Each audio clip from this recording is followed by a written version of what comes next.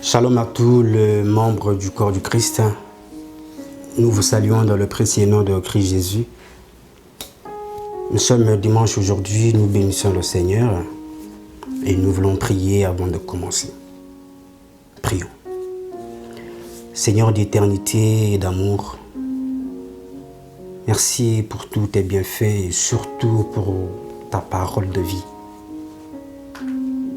Nous nous abandonnons, Yahvé d'amour, simplement au glorieux Saint-Esprit pour être conduit. Que la louange pour l'éternité, Seigneur, te soit rendue pour le siècle de siècles. Et au nom de ton Fils Jésus, Amen. Gloire au Seigneur et bon dimanche à vous. Aujourd'hui, nous sommes toujours dans notre série d'enseignements sur la sagesse, la croissance de la sagesse et la faveur divine. Alors, nous partons étape par étape. On devrait commencer avec la parole de Dieu parce que tout a été fait avec la parole. Si c'est pour Dieu que nous faisons, normalement, on doit débuter avec la parole. Si ce n'est pas pour Dieu, là, on peut débuter avec autre chose. Dieu merci, on est en train d'avancer. Et aujourd'hui, nous allons voir la prière. Qu'est-ce que Dieu dit pour la prière? Qu'est-ce que sa parole nous dit pour la prière avant de passer à autre chose pour la délivrance? On a des étapes à étapes à essayer d'éclaircir au moins. Parce que mon peuple périt par manque de connaissances, non par manque de prière. Alors, on va lire la Bible pour essayer de comprendre tous ensemble. Et ce qui est plus grave est que la majorité des gens prient pour calmer leur conscience sans pour autant être exaucés. Et ne priez jamais pour calmer votre conscience. Faites tout pour que vous soyez exaucés. Ce n'est pas en vous forçant, ce n'est pas en vous entrecoupant, non. En priant selon la volonté de Dieu que vous serez exaucés. Et sa volonté en question est cachée dans sa parole. Alors aujourd'hui, on va lire la Bible dans le livre de Jean chapitre 9. Verset 31, nous allons comprendre ce que Dieu veut ou entend de nous pour prier.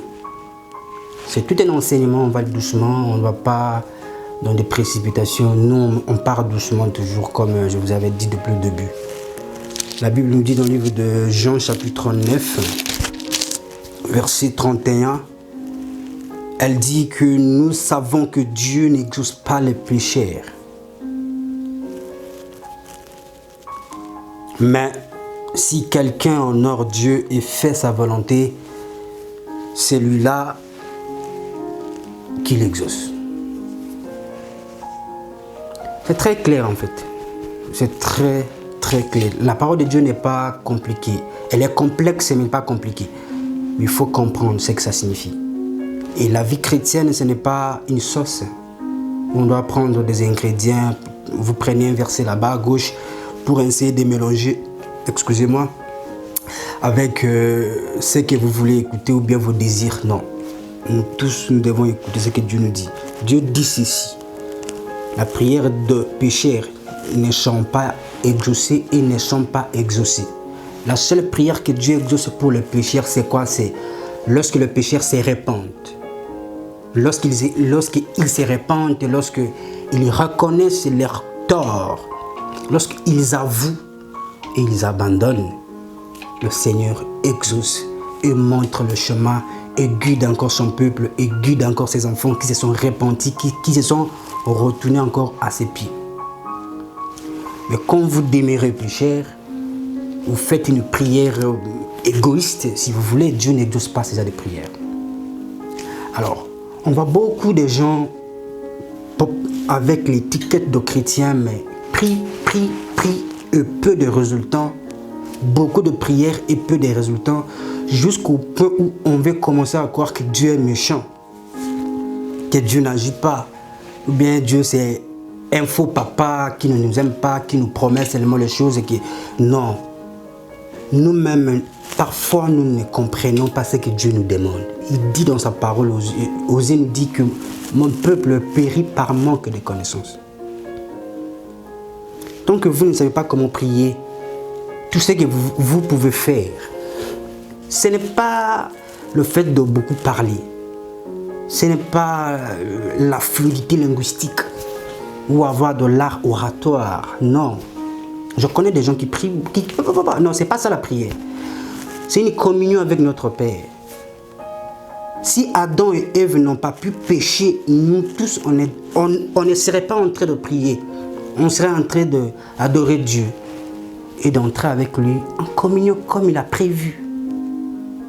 Et c'est parce qu'Adam et Ève ont péché, voilà pourquoi il y a eu la séparation entre l'homme et Dieu.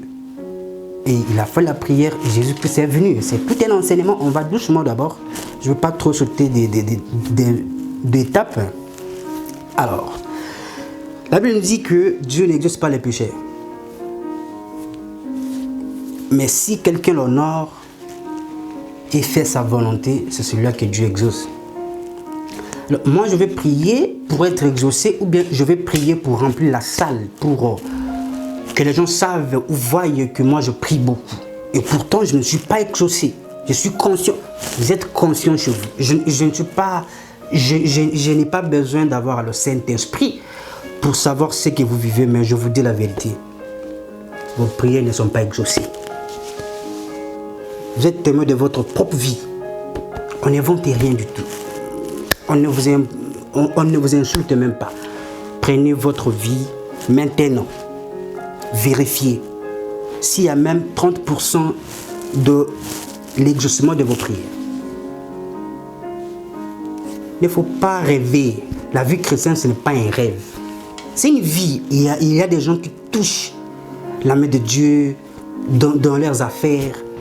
Ils voient comment le Seigneur agit avec eux, marche avec eux et les soutient et le bénit.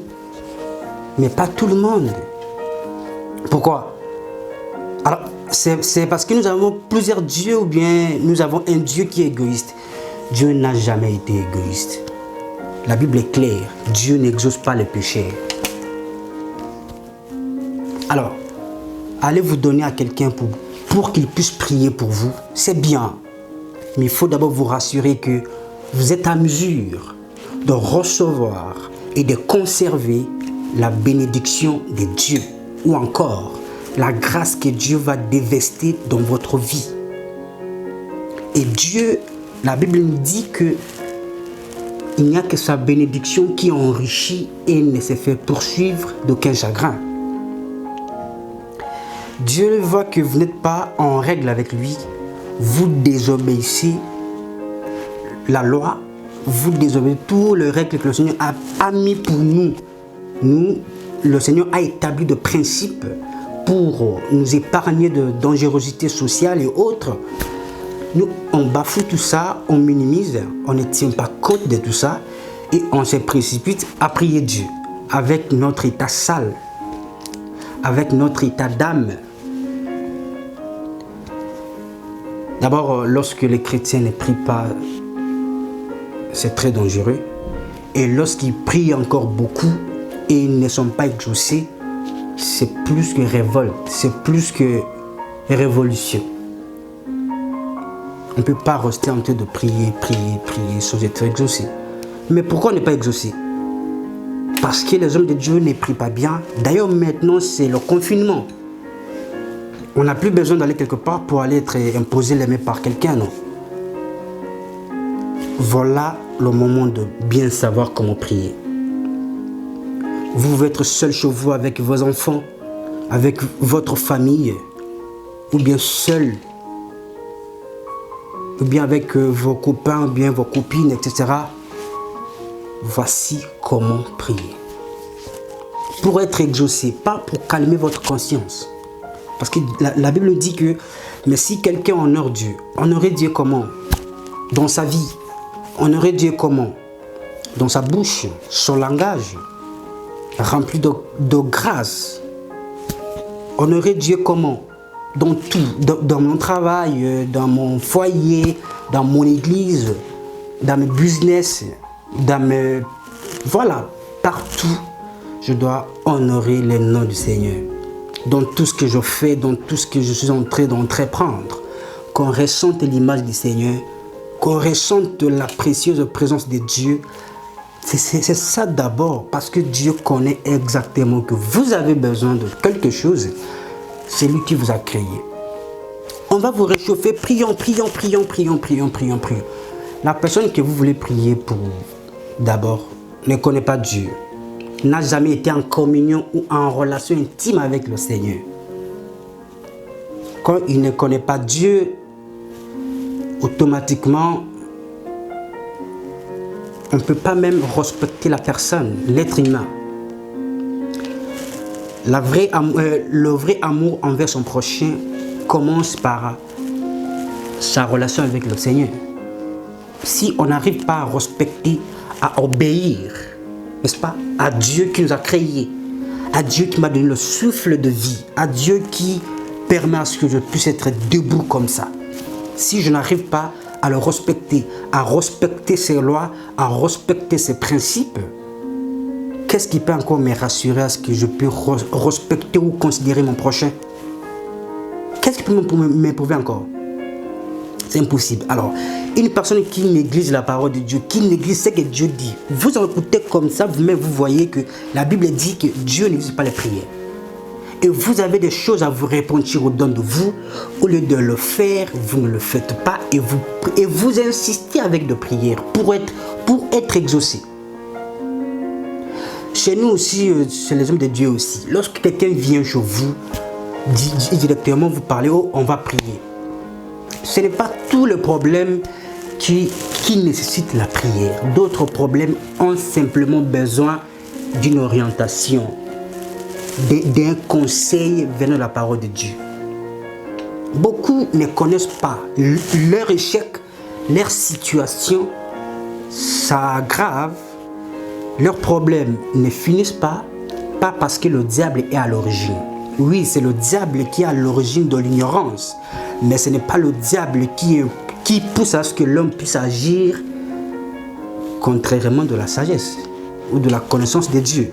Parce que Dieu nous a déjà donné sa parole. Au commencement était sa parole. Dieu connaît que dans ce monde où nous vivons, c'est un monde rempli des gens qui vont toujours nous faire quoi que ce soit, à ce que nous puissions dérouter notre chemin, à ce que nous puissions rater notre destinée. Et il nous a donné sa parole. Toute la connaissance que moi j'aurais besoin, vous aurez besoin, tout le monde a besoin, se retrouve dans la parole de Dieu.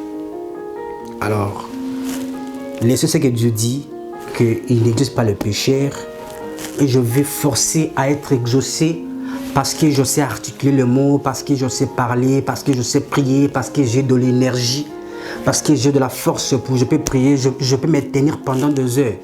Ce n'est pas la longueur de la prière qui sauve. Ce n'est pas les mots qui sauvent, mais c'est l'état de notre cœur. Même un petit peu seulement. Dieu est notre papa. Ne prenons pas Dieu comme un étranger ou bien comme un inconnu. Non. Dieu est notre Père qui nous aime, qui veut que nous puissions rester et entrer en communion avec lui. Il a besoin de nous écouter. Et il veut aussi à ce que nous puissions l'écouter. L'écouter comment? Dans sa parole. Comme nous parlons comme ça, comme nous prêchons comme ça. C'est ça, quand vous comprenez que Dieu ne peut pas exaucer un pécheur, c'est à vous de vous repentir, car c'est la seule prière que Dieu peut exaucer, c'est la repentance du chrétien. Et enfin, de pouvoir faire sa volonté pour être exaucé. La Bible nous dit dans le livre de Romains, chapitre 12, on va lire vite fait, après on va essayer de comprendre notre message. Chapitre 12, verset 2. La Bible dit ceci. Ok. Je lis au nom de Jésus-Christ. Elle dit, ne vous conformez pas au siècle présent, mais soyez plutôt transformés par le renouvellement de l'intelligence, afin que vous discerniez quelle est la volonté de Dieu. Waouh! Ce qui est bon, ce qui est agréable et ce qui est parfait. C'est très clair. Dieu nous dit de ne pas nous conformer au siècle présent. Ce siècle présent peut-être vit dans l'ignorance. Ils font les choses horribles devant le nom du Seigneur. D'ailleurs, on ne va pas trop aller loin, mais on ne doit pas seulement se conformer au siècle présent. Nous devons plutôt savoir, avoir le discernement de bien savoir ce qui est bon. Dans la volonté de Dieu, on trouve ce qui est bon, ce qui est agréable et ce qui est parfait. Ce qui est bon, ça veut dire que les bonnes œuvres, ce sont les chrétiens qui posent les bonnes œuvres. Ce sont les gens qui ont été rachetés par le sang de l'agneau qui peuvent nous prouver au monde les bonnes œuvres, agir en beauté. Quand on voit vos œuvres, on dit, on applaudit le Seigneur, on remercie le Seigneur et on glorifie le Seigneur. C'est tout ce qui est agréable, exactement, devant Dieu et devant notre prochain. Pas forcément demander. La prière, pas seulement un moment de demander, non. C'est aussi un moment d'échanger avec son frère, la parole de Dieu. C'est aussi un moment d'échanger, de communier avec le Seigneur. Pas demander, glorifier seulement Dieu. Lui dire seulement merci pour tout ce qu'il fait. Pas seulement donne-moi, donne-moi, donne-moi. Et voilà pourquoi la majorité ne sont pas exaucées. Mais ils prient beaucoup. Elles savent beaucoup prier. Je connais beaucoup qui savent beaucoup prier. Mais quand vous regardez leur vie, il n'y a pas match, comme on dit chez nous. Il n'y a pas de comparaison avec ce qu'il dit, avec ce qu'il vit et avec la quantité de ses prières. La Bible nous dit de ne pas nous conformer à ce siècle présent, à ces gens qui font les choses pour se faire voir. Nous, on doit tout faire pour être exaucés. On doit tout faire pour que notre Seigneur soit fier de nous, soit content pour nous, soit vraiment que Dieu se glorifie derrière notre vie. D'abord, la volonté de Dieu. On ne doit pas se conformer à ce siècle présent. Le monde qui va si mal. Alors si nous, on n'essaie pas de mettre la parole de Dieu en pratique, on finira à agir comme tout le monde. Et ça sera trop tard pour nous. Parce qu'on va ressembler à tout le monde. Le fait d'agir comme tout le monde nous donne le résultat de tout le monde. N'oubliez jamais ça. Et le fait de ne pas agir comme tout le monde vous donnera un résultat unique. Et un bon résultat venant de la part du Seigneur. Parce que Dieu aime conduire les gens dans la vérité. Nous sommes dans la vérité. On ne doit pas aller à gauche, à droite. Toujours, on va comprendre quelle est la volonté de Dieu dans sa parole pour prier, pour être exaucé. Je parle bien. Pour prier, on fait être exaucé. On ne doit pas prier pour ne pas être exaucé. On ne doit pas prier pour... Voilà. La Bible dit dans le livre de Pierre 5, 14. On va comprendre ce que Dieu nous dit. Et on va essayer d'examiner aussi. 1 Pierre 5, 14. La Bible dit dans le livre de 1 Pierre 5, 14, je le nom de Jésus-Christ. Il dit, nous avons donc 1 Jean chapitre 5, verset 14. Ce n'est pas un Pierre, je me suis trompé. Un instant, s'il vous plaît.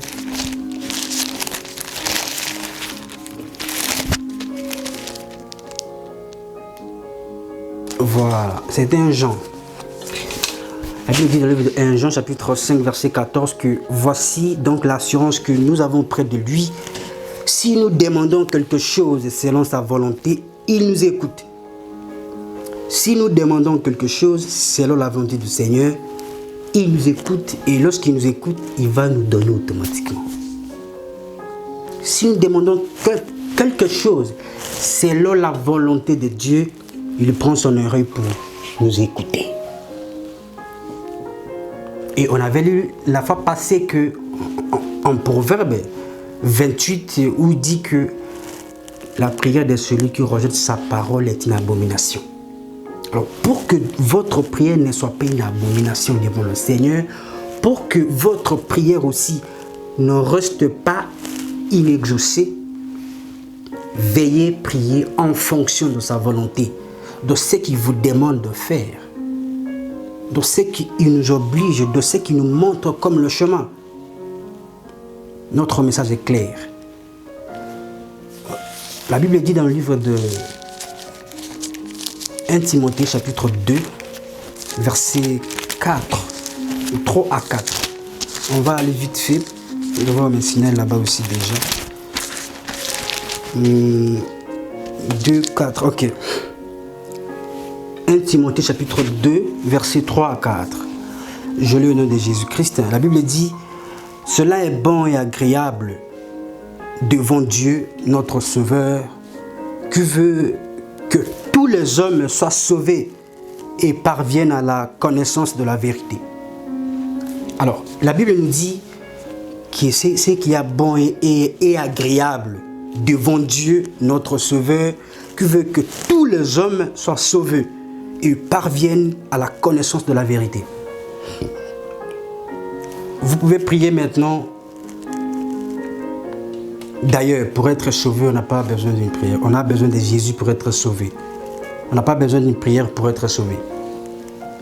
On a besoin de Jésus pour être sauvé. Donc, on prie pour être exaucé, rester en communion avec Dieu. On va aller doucement parce que je ne vais pas sauter vraiment des étapes. Il y a beaucoup de bonnes choses à parler à l'intérieur, mais il faut écouter d'abord. Il dit, ce qui est bon pour Dieu, selon sa volonté, est agréable, et que tous les hommes soient sauvés et parviennent justement à la connaissance de la vérité. Ce n'est pas en restant dans l'ignorance. Dieu veut à ce que nous tous nous parvenons à voir la vérité, à palper cette connaissance, à vivre avec elle. Ce n'est pas venez, on va prier, on va prier. C'est bien de prier. J'ai vu même quelqu'un la fois dernière dans des réseaux sociaux, une vidéo, une personne montée et tombée en disant qu'il cherchait Dieu. On ne cherche pas Dieu comme ça. On cherche Dieu selon sa volonté. Et on le trouve dans sa parole. Dieu n'est pas ailleurs. Dieu veut la communion. Dieu veut parler avec nous, ses créatures, ses enfants. Dieu veut nous écouter. Mais comment on peut parler avec un papa, avec un président de la République? Non, quand même. Oh Dieu, non. Hé, doucement. Dieu veut la communion. Parlez-lui doucement. Le Saint-Esprit est là. Il est là. Il est venu pour d'ailleurs nous montrer. On va arriver. Au glorieux Saint-Esprit, c'est tout un enseignement pour lui seul. Donc, il est venu pour nous aider à ce que nos prières arrivent auprès du Père. Criez beaucoup. Faire de spectacles comme font le monde. Ne vous conformez pas au siècle présent, mais soyez plutôt transformés par le renouvellement de l'intelligence, afin que vous discerniez ce qui est bon, agréable et parfait. C'est très important. On ne doit pas faire les choses comme tout le monde. J'ai dit ça tout à l'heure. Le fait que vous ferez toujours les mêmes choses, vous aurez toujours les mêmes résultats. Il faut bien regarder votre vie. Qu'est-ce qui change? Après plusieurs prières intenses, après combien de fois que vous priez et rien ne change? Je ne suis pas en train de prophétiser, mais vous savez qui vous êtes. Vous savez qui vous êtes et ce que vous vivez. Donc, ne passe pas du temps pour rien. La Bible nous dit de racheter les temps. Nous devons racheter les temps et non faire passer du temps parce que non. Et les gens aussi, il faut qu'ils arrêtent de nous prendre aussi en otage. Ils savent que ça, ce n'est pas avec la prière que ça va finir. On vous dit de prier. Les hommes de Dieu d'aujourd'hui. Venez, on va prier comme ça. Oui, c'est bon, mais il faut d'abord enseigner. Même Jésus dans la Bible, il prenait d'abord le temps pour enseigner, le temps pour faire passer la bonne nouvelle, la parole qui va donner des résultats palpables. Amen. Donc, aujourd'hui, nous voulons parler un peu seulement de la prière. Et je pense que la semaine prochaine, on va parler sur... On va finir avec la prière et on va entamer avec la délivrance. Parce que on peut même... Il y a même un mot qui ne sont pas bien, mais je veux quand même un peu parler. On peut même s'auto-délivrer avec la parole de Dieu. D'ailleurs, le mot délivrance, ce n'est pas un ministère. Venez, je vais vous délivrer. On est délivré. Jésus qui a tout fait ça, on va toucher la semaine prochaine, après avoir fini avec la prière. Jésus a délivré et ça suffit pour nous. Si nous-mêmes, nous pouvons ouvrir des portes pour le diable, là c'est autre chose. Mais la vraie délivrance, on a déjà été délivré en Jésus.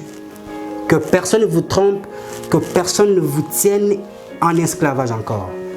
Nous sommes très contents de vous revoir et on se retrouve le dimanche prochain. Toujours à l'idée de prier pour être exaucé et non pour calmer votre conscience. Que Dieu vous bénisse abondamment. C'était votre frère racheté dans l'Éternel. Merci.